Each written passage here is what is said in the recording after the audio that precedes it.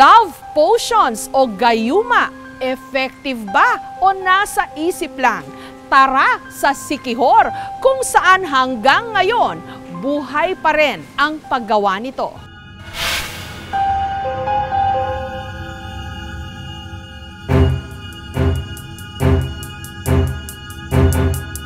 Sa Barangay Ibabaw, sa Siquijor,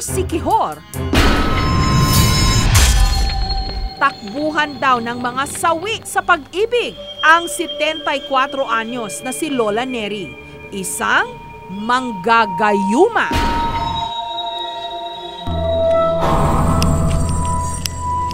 Minana pa raw niya ang ganitong hanap buhay sa kanyang mga magulang.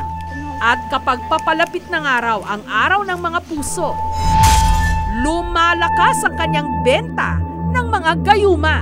Di naningkamot po ko sa akong kaugalingon nga, maka kita po kong panginabuhay. Ako naningkamot po ko sa akong katungod nga, makatabang po ko sa akong katungod. Para raw masigurong mabisa ang gayuma, kinakailangang kumpleto ang mga sangkap. May dahon ng tagihumok, para raw mapagaan ang loob ng sinisinta. Tudlok kamay, para ikaw lang daw lagi ang laman ng kanyang isipan. At ang dahon ng tulay, para raw tuluyang mahulog ang loob ng iyong inaasam. Perdium santum, palakitak imong baba. Madyong ni ang pangalan Inga.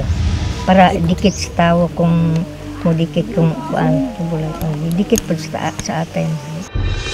Kada bote, 500 pesos. Pagkatapos ang 5 kaadlaw, pwede na ni gamitin. Kung mahurot na, pwede na dugangan sa baby oil. Kapag sikretong naipahid daw ito sa minamahal, habang buhay na raw siyang mahuhumaling sa'yo. Nay mga panabang nako sa gayuma, ako rin makasulbad pagtabang. Kung dili pa maka gayuma, pues tagaan ako siya dipinsa sa iyang lawas nga panagang. May paalala rin si Lola Neri para hindi ito mawalan ng bisa. Dalon sa sementeryo, dili na madala, di pwede. Pwede sa simbahan. Si Geraldine raw ang patotoo na epektibo ang gayuma ni Lola Neri. Si Geraldine kasi, aminadong ginayuma ang kanyang napangasawa. Mga 15 na katuig ko nakaingon siya ni Boros ko, nilarga siya. Paglarga niya, nangkutan ako sa Lola nga unsay maayong buhaton. Pero dahil hindi raw niya napahira ng langis ang nobyo nung lumuwas ito ng Maynila, ang kanyang ipinanggayuma, papaya. Nga, di man ta pwede makakuan sa iyahang sa langis kay layo man. Di ingon si Lola nga kuan makuan ng taglitrato, picture, para ilagay sa kapayas. Papaya raw ang mainam na gamitin dahil ang balat nito tila lumuluha kapag hinihiwa. Ilagay natin sa kusina para mausukan siya. Tawagin natin yung pangalan niya para makaalala siya. Makalipas ang halos 2 linggo, himalang bigla raw umuwi ang lalaki at agad na siyang niyayang magpakasal.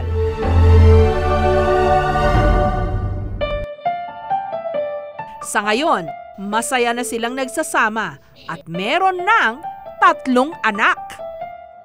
Parang dumating na sa isip ko, ang haba-haba ng buwan, parang kinalimutan ko na bakit yung dumating lang yung na mimiss ko siya. Tapos umuwi yung Siquijor. Nag-iibig ba to? Hindi ko alam. Kusa lang dumating sa iyo Doon nawala yung takot mo. Ang tradisyon ng panggagayuma, namana pa raw natin sa ating mga ninuno. Karaniwan daw itong ginagamit noon na pampalakas ng loob, kasama ng pagkuha ng atensyon at pabor ng ibang tao.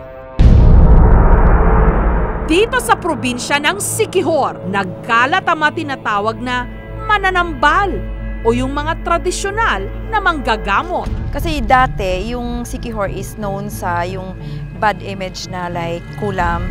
para hindi matatakot yung mga tao sa amin, hindi namin promote yung ganon. So instead, ginawa na lang namin na yung love potion na lang o yung gayuma na lang.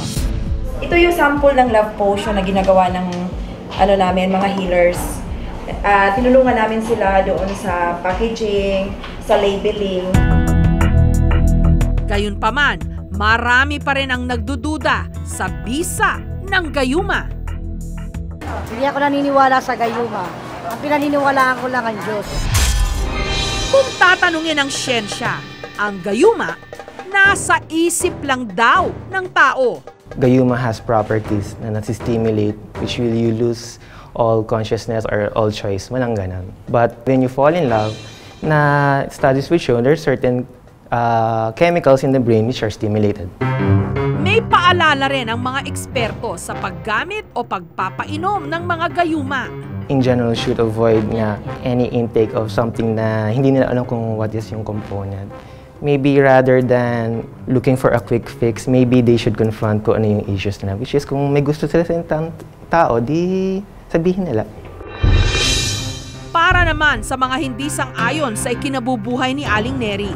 Na kining akong paagi, walay bawal. Pagpagkasama lang tao, bisan kinsa, bisan tagrisa. Pagbalik ni sa maayong relasyon, walay bawal.